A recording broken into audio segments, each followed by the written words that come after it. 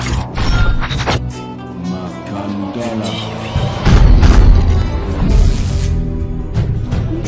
Enda Diogène Séni, originaire du Congo et enseignant en gestion d'entreprise tout en étant chef d'entreprise de conseil en gestion.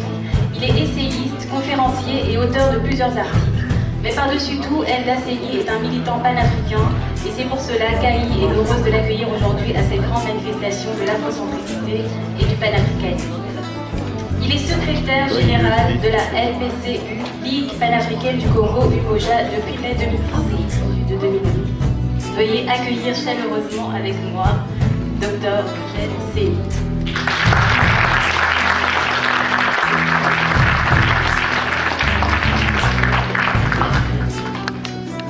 Je voudrais remercier les frères et sœurs parce que je sais que la lutte est difficile. Je sais que ça exige de nous beaucoup de sacrifices pour des militants. Moi j'ai une trentaine d'années, ça fait plus de 10 ans que je milite. Je ne vois plus ceux avec lesquels on était ici à 10 ans. Souvent il faut réfléchir pourquoi ils ne sont pas là. La lutte est dure, il faut le savoir. Donc il faut remercier ceux qui organisent, qui viennent des États-Unis un peu de partout. Donc voilà, donc par ma voix, par ma modeste personne, vous avez le point de vue d'une organisation, pas mon point de vue personnel. En ce qui concerne l'organisation en tant que telle, je crois que nous devrions réfléchir aussi à quelque chose. Autant nous faisons des manifestations sur le plan culturel, sur le plan économique, et il faut continuer, mais je pense que nous devrions aussi réfléchir sur des manifestations sur le leadership politique. Tout ce que nous faisons ici, sans perspective politique, il n'y a pas de cohérence. C'est la politique qui ramasse tout. C'est la politique qui donne un sens, une vision collective. Si nous ne faisons pas ça, ça reste des projets disparates. Donc mon propos est particulièrement politique. Je rappelle que dans les objectifs de l'AI, il y a plusieurs catégories. Il y a la partie intellectuelle, la partie politique, la partie économique, la partie spirituelle. Combien de leaders politiques ici, dans cette salle? Combien de leaders politiques? Il n'y en a pas. Et pourtant, c'est la décision politique en dernière analyse qui compte. Il n'y en a pas. Ça doit nous faire réfléchir. Donc, le thème de mon intervention, c'est l'importance décisive du panafricanisme aujourd'hui et quelques stratégies sur le plan politique. Ce que je dis là, dans cette tribune, c'est le point de vue de la Ligue et c'est une action que nous faisons déjà. Donc je ne viens pas faire une analyse, je viens vous livrer en fait l'action en marche d'une organisation panafricaine. Évidemment, je ne vais pas ici reprendre l'état catastrophique de l'Afrique. Tout le monde peut le faire à son niveau. Les brillants intervenants hier qui sont passés avant moi, le frère d'ailleurs vient de le faire aussi, c'est pas très important. Mais quelle est la place, commençons par ce constat, du panafricanisme politique aujourd'hui sur le continent? Regardez les élections générales, même intermédiaires. Le panafricanisme a été prononcé pour la première fois en 1900 de façon publique. 112 ans, le frère Henri Sylvester. 112 ans. Pour les connaisseurs, je parle de conférence, pas de congrès. C'est différent. On sait, on a nos débats là-dessus. Et 112 ans après, aucun parti politique en Afrique, même de moindre importance, n'assume le projet panafricain. Aucun parti politique. Est-ce que c'est normal? Est-ce qu'à un moment donné, on ne se pose pas la question? Est-ce qu'on se trompe? Est-ce qu'on se trompe aussi? Est-ce que le panafricanisme, c'est la bonne solution? Pourquoi des partis politiques ne le font pas? Donc, c'est un premier constat qu'il faut faire.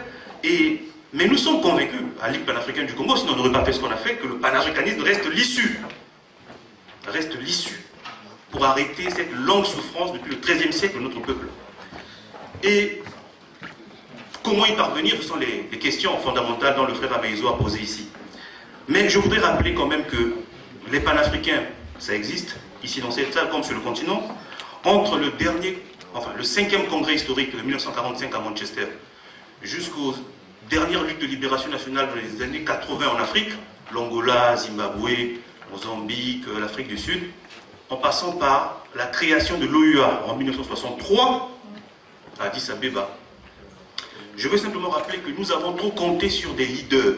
On avait nos leaders, on avait Barthélemy Boganda, 59 il est mort. On avait Nkrumah, on avait Lumumba en janvier 61, il est mort. On a eu d'autres leaders. Et depuis, ces leaders qui assumaient le projet politique n'existent plus. Et ce qui fait que ça a éloigné de plus en plus la perspective de la création d'un État. Puisque l'objectif principal, c'est ça. Il faut créer un État. Tout le reste, c'est secondaire. Les États-Unis ont commencé par créer la Constitution et l'État fédéral. Le reste, c'est secondaire. Je voudrais, au passage, que vous ne preniez pas l'Europe comme un modèle. C'est un bazar. Le projet européen est un bazar.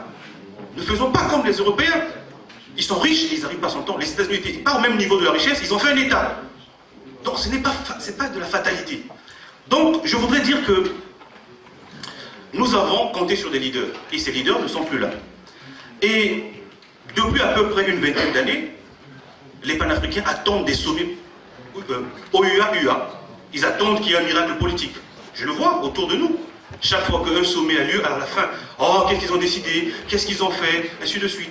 Mais depuis à peu près 20 ans, ceux qui dirigent ces sommets sont des France-Africains. Qu'est-ce que vous voulez attendre d'eux? Vous voulez faire l'État fédéral, mais vous voulez le faire par procuration. Vous voulez que ceux que vous critiquez tous les jours fassent l'État fédéral pour vous. Il y a un problème. Donc, devant ce constat, qu'est-ce qu'il faut faire? Devant ce constat. Alors, je ne rentrerai pas dans la partie géopolitique, je sais que M. Poulaga, que je lis souvent sur Internet, même si on ne se connaît pas physiquement, sait bien qu'il traite de cette partie-là. Donc je vais plutôt parler de la partie interne. Vous attendez, nous attendons tous des chefs d'État qui ne sont pas mis là pour faire ce que vous voulez, de faire l'État fédéral. Donc ça n'arrivera pas. Dans ce premier constat, il faudrait que les panafricains tirent les conséquences pour comprendre que l'État fédéral ne se fera pas avec ces chefs d'État-là. Qu'est-ce qu'il faut faire à ce moment? Pour nous, à la Ligue panafricaine du Congo, nous pensons que la création d'un État panafricain, en attendant par le sommet, a échoué. C'est un échec cuisant. Ça n'arrivera pas. Arrêtons de faire ça. La création d'un État fédéral africain par les sommets, c'est un échec depuis 30 ans. Nous proposons de partir de la base vers le sommet. De la base vers le sommet, ça veut dire qu'il faut partir de chaque État pour pousser les populations à exiger finalement l'État fédéral. Mais ça a des conditions.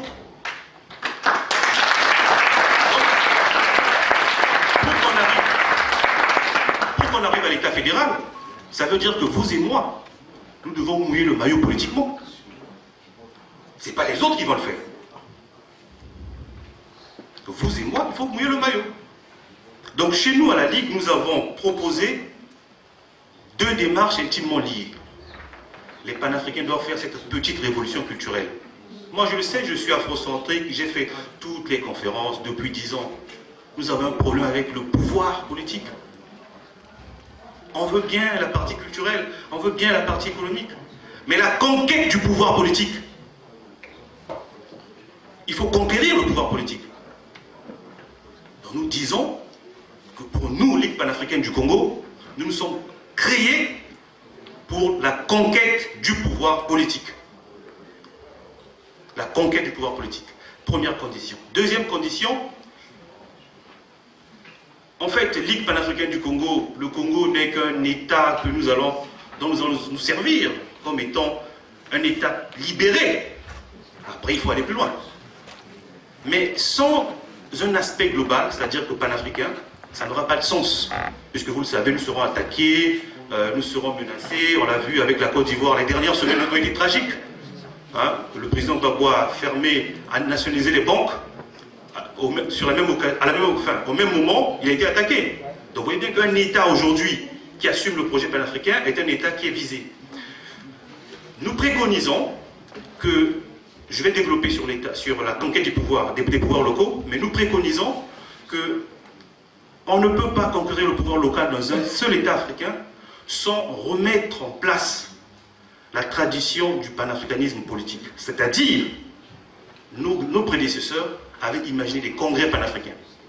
Congrès panafricains.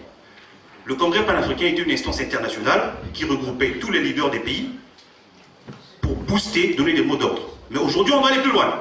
Regardez l'international socialiste, juste pour imaginer, hein, l'international libéral.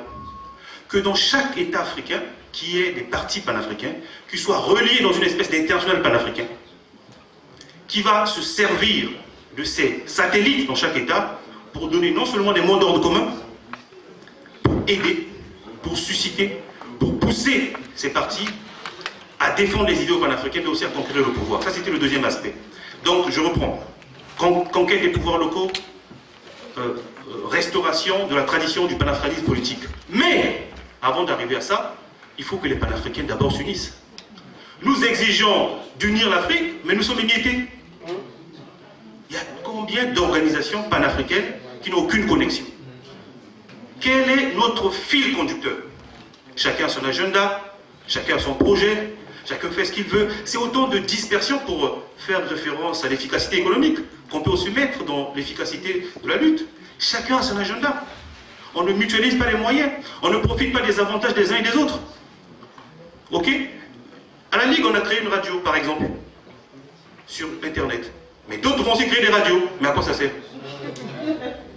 C'est un exemple simple. Je suis sûr que si, c'est pas pour prêcher pour nous, c'est un exemple. Si la plupart des mouvements utilisaient la même radio, ça augmente son audience. Et il y a une cohérence dans tout ça. Donc, les deux conditions, conquête du pouvoir politique et restauration de la tradition des congrès panafricains, ne peuvent se faire que si d'abord les panafricains arrivent à s'unir. Or, nous, on a été désagréablement surpris au niveau de la Ligue panafricaine du Congo. Nous sommes revenus de nos illusions. Les panafricains ne sont pas unis. Nous sommes autant de chapelles, chromistes, ainsi de suite, lumumbistes, enfin bref. Mais, que vous soyez lumumbiste, que vous soyez chromiste, que vous soyez garvéiste, vous voulez quoi? L'État fédéral. Vous voulez quoi? Une armée africaine. Vous voulez quoi? Une monnaie. Vous voulez tout ça ensemble? Non. Il faudrait que les panafricains, première condition, arrivent d'abord à s'unir dans la différence, accepter, tolérer les autres. C'est dans le dialogue entre chromistes, entre afro-centristes que nous allons arriver. Je ne suis pas sûr qu'un chromiste soit plus dangereux pour les afro-centristes qu'un France-africain. À ce moment-là, c'est la discussion, c'est le dialogue. On ne peut pas s'exclure de fait. Il faut dialoguer. C'est dans l'échange qu'un afrocentriste va se rendre compte que peut-être qu'il a des faiblesses, qu'un chromiste pourra se rendre compte également. Mais de fait, nous disons que nous avons la vérité, nous avons la raison et c'est fini. Non. Donc pour s'unir, les panafricains doivent dépasser leurs chapelles. C'est ce que nous préconisons. Dépassons les chapelles, allons beaucoup plus loin. Si nous pouvons nous unir, à ce moment-là, ça nous permettra de lancer des mouvements locaux pour conquête des pouvoirs locaux. La Ligue panafricaine du Congo, mais il y a des Ivoiriens, il y a tout. Nous avons dit en public, vous connaissez bien la question du tribalisme en Afrique, que nous, si on arrive au pouvoir au Congo, il y aura des ministres ivoiriens, il y aura des ministres camerounais. Et nous l'assumons aujourd'hui. Parce que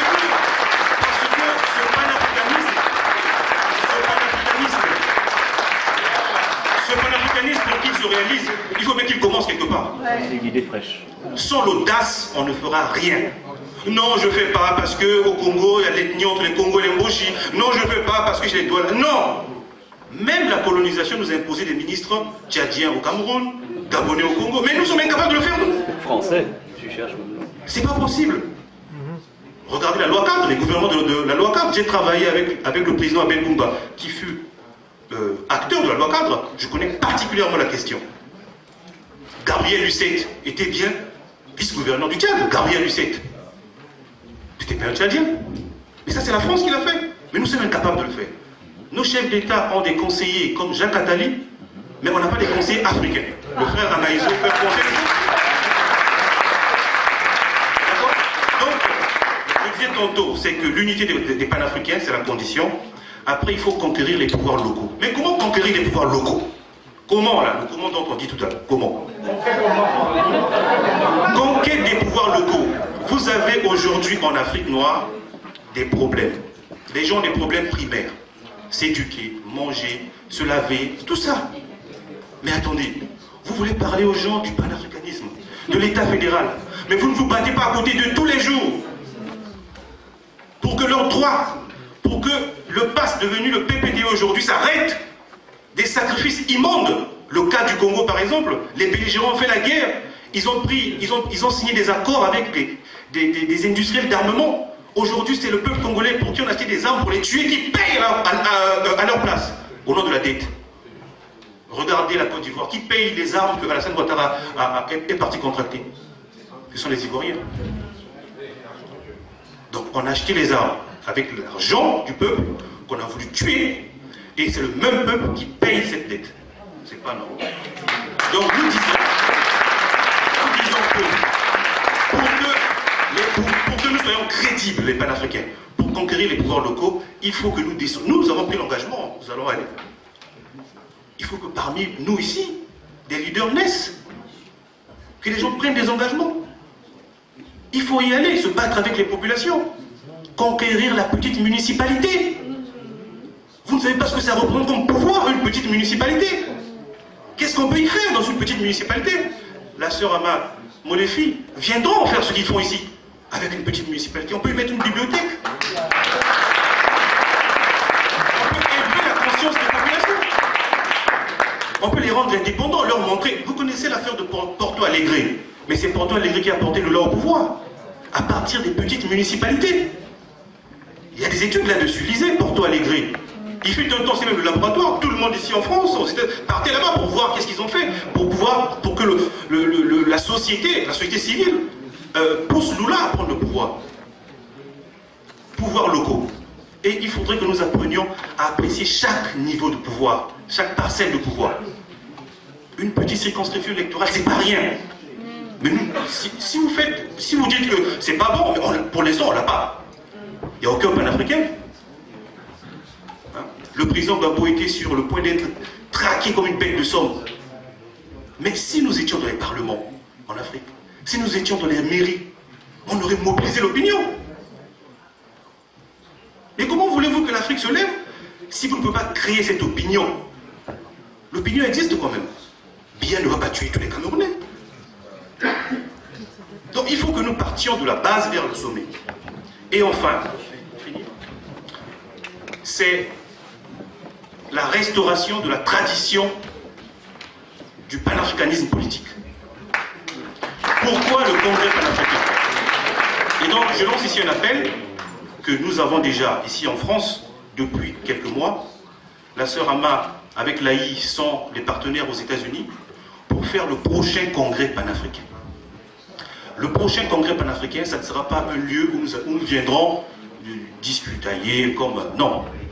Nous viendrons dans ce prochain Congrès panafricain pour faire l'état des lieux naturellement, mais surtout pour prendre des engagements. Cette fois-ci, il y aura un secrétariat permanent de 2 congrès. D'abord, il faut que les congrès se fassent au moins chaque 4 ans, chaque 3 ans, comme l'international libérale. Ce qui fait que le secrétariat permanent entre 2 congrès qui sera là, aura une mission d'abord de créer la coordination des forces panafricaines qui vont partir dans la conquête des pouvoirs locaux. Ce secrétariat permanent va faire l'analyse régulièrement de la situation du monde. Je vois bien M. Poulaga avec sa place là-bas, puisque ce sera de la géostratégie. D'accord? Ce secrétariat permanent va relever la pensée panafricaine. Ce secrétariat permanent va aviser les acteurs panafricains qui sont dans les territoires pour conquérir des pouvoirs locaux de la mise à jour idéologique. Régulièrement, il faut que ça se fasse. Ce secrétariat permanent va trouver les moyens. Ce secrétariat permanent doit se poser régulièrement une question. Il y a une élection dans tel pays. Mais pourquoi il n'y a pas un parti panafricain? Et s'il n'y a pas un parti panafricain, il faut qu'on se pose la question. Soit on suscite le parti panafricain, soit on soutient le parti panafricain. Parce qu'il y a aussi des partis panafricains qui ne sont pas à jour idéologiquement. Il faut les aider. Pour qu'on ait des mots d'ordre relativement panafricains et puis les adapter. Ce qu'on appelle l'adaptation. Dans chaque pays, il y a des spécificités. Mais le discours est le même. Je vois ici le frère Toussaint. Mais moi, avec d'autres, nous avons défendu le président Gbagbo depuis 2004. Mais je sais la difficulté des panafricains avec le FPI. Je sais. Beaucoup de panafricains ont du mal avec le FPI.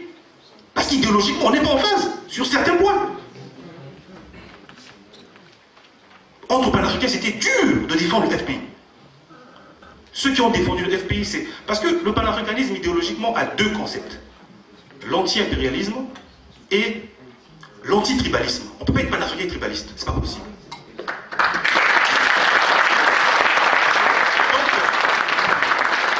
je veux dire, c'est que si nous ne le faisons pas, l'aspect politique est l'aspect décisionnel. Si nous ne le faisons pas, mettons une croix à ce que nous voulons faire, soyons des citoyens du monde, hein, allez prendre la nationalité au, je sais pas moi, à Genève, je ne sais pas quoi, mais oubliez l'Afrique. Oubliez l'Afrique. Et enfin, les panafricains doivent aussi apprendre que, comme, enfin, j'ai entendu le professeur Bilolo, il n'est pas dans cette salle, hier il a parlé de l'afro-polarisation. Mais j'ai entendu aussi afropolitanisme, c'est Achille Mbembe. Bon, on n'est pas sur la même longueur d'onde. Mais, tous les jours, on produit des concepts. On produit des concepts.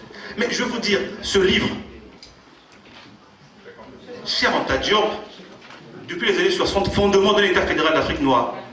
Mais tout ce qu'on fait, on n'applique rien. Chaque jour, on refait des analyses. Mais commençons déjà par appliquer ce qui existe. Quelqu'un a posé la question ici hier de la langue. Comment on peut faire avec nos multitudes de langues? Cheikh Anta Diop avait prévu une réponse. Elle n'était pas meilleure.